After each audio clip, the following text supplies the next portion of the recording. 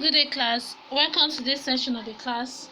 Subject teacher Miss Ewen Doris, Civic Education for Senior Secondary School 3. Week 5, topic HIV and AIDS. Our specific objectives for this class were to 1. Look at the difference between HIV and AIDS. The difference between HIV and AIDS. Explain how HIV and AIDS are being transmitted. How HIV and AIDS are being transmitted. 3. We have to look at the signs, symptoms, and effects of HIV. What is HIV? What is HIV? HIV stands for Human Immune Deficiency Virus. Human Immune Deficiency Virus. While on the other hand, AIDS stands for Acquired Immune Deficiency Syndrome. Acquired Immune Deficiency Syndrome. Now, this HIV is a virus that causes AIDS. It's a virus that causes AIDS. People become infected with HIV when the virus enters their body. This happens when a person is being exposed to HIV infection body fluids such as blood or sex fluids. And then the AIDS, on the other hand, is acquired immune deficiency syndrome. A syndrome is defined as a sequence of infections. A syndrome is defined as a sequence of infections. Now, when a person has AIDS, it means that he or she or his or her immune system has been completely weakened, that the body cannot defend itself against any infection. This will lead to suffering such as tuberculosis, TB. A person with HIV does not show any immediate symptoms. A person with HIV does not show any immune or any immediate symptoms. The person can look good. The person can feel healthy for years without even knowing that he has HIV. Now, that after some time, the virus begins to spread and destroy the person's immune system. Before you know it, the person begins to develop signs of sickness, and these signs is as a result from so many different infections put together.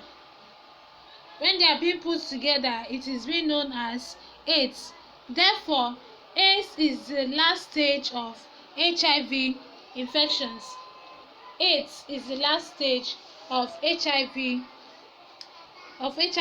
infections. And the causes that drives or the modes of infection of HIV can be through sexually transmitted infections, that is STIs. So these infections spread from one person to another during sex. HIV is one type of sexually transmitted infections. Others are gonorrhea and genital others. Not all STIs have severe cases. Not all not all STIs have cure. Not all STIs have cure. Severe cases of certain STIs can lead to death. Now, HIV is different from other STIs because it destroys the body. Not only the body, it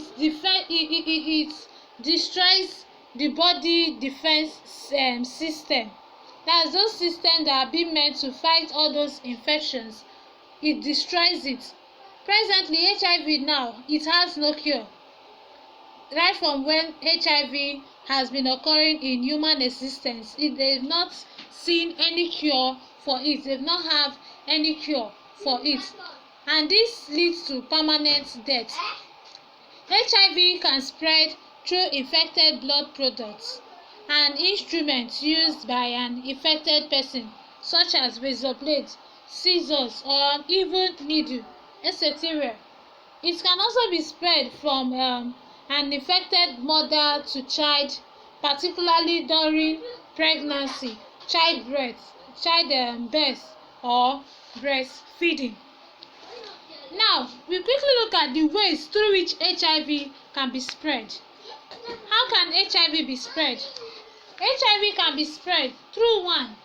Having vaginal or anal sex with someone who has HIV. Having vaginal or anal sex with someone who has HIV. 2. Sharing injection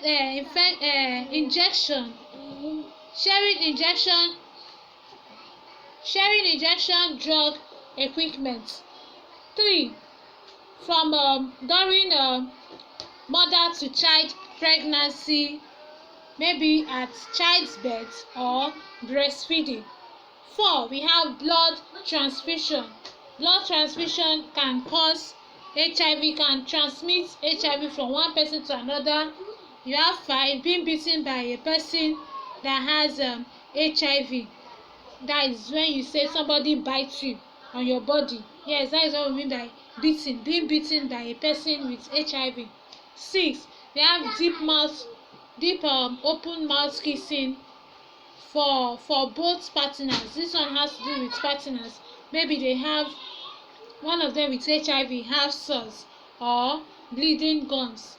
Then from the blood from the HIV positive gets into the bloodstream of the HIV negative partner. Mind you, HIV or AIDS cannot be spread through saliva. Take note, it cannot be spread through saliva from the mouth. It can only be spread when the person has a sore, that is bleeding gums or bleeding in the tongue.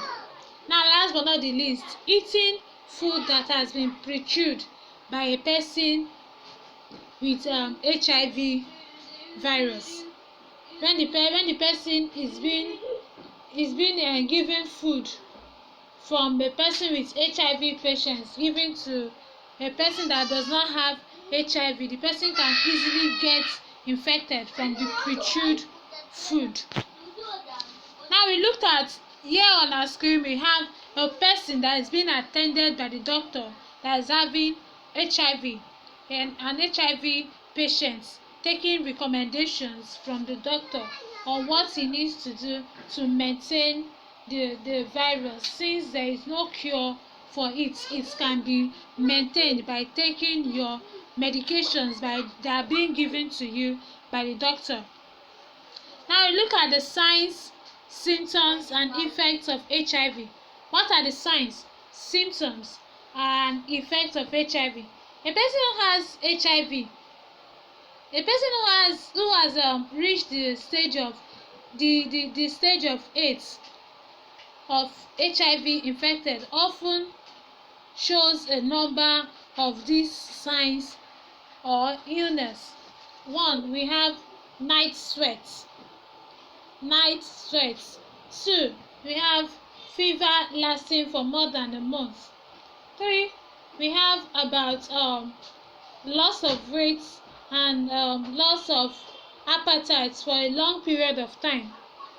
3. We have dry cough lasting for more than 1 month.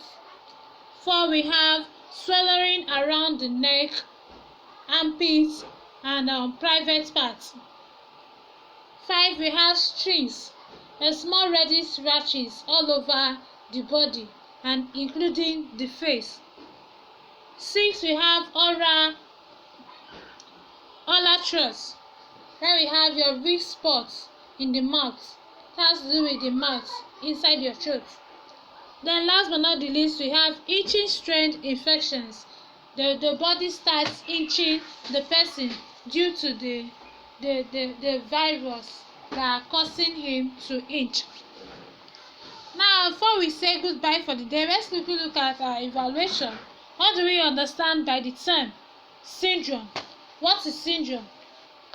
Just like we have likely said, we said syndrome can be defined as a sequence of infections. Can be defined as a sequence of infections. 2. What are the causes of HIV? What do you think are the causes of HIV? Causes of HIV can include 1. Being bitten.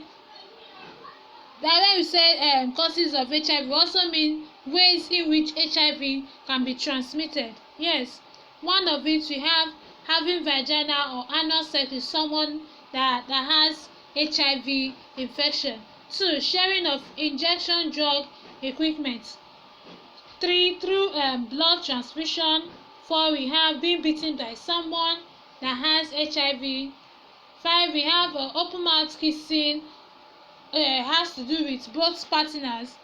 They're having maybe sores on their throat or bleeding gums, and then the blood from the HIV positive gets into the bloodstream of the HIV negative. Now, for your assignment, to keep you busy at home and to understand the topic more further, 1. Mention 4 ways in which HIV can be transmitted or can be spread. What are the 4 ways which you think HIV and AIDS can be spread? 2. Mention 4 ways in which HIV or AIDS cannot be spread. 4 ways through which HIV cannot be spread. Last but not the least, what are the prevention measures of HIV and AIDS? What do you think can be the prevention? How can you prevent being contacted with HIV and AIDS? Now we say goodbye for today. Thanks for listening and see you in our next class.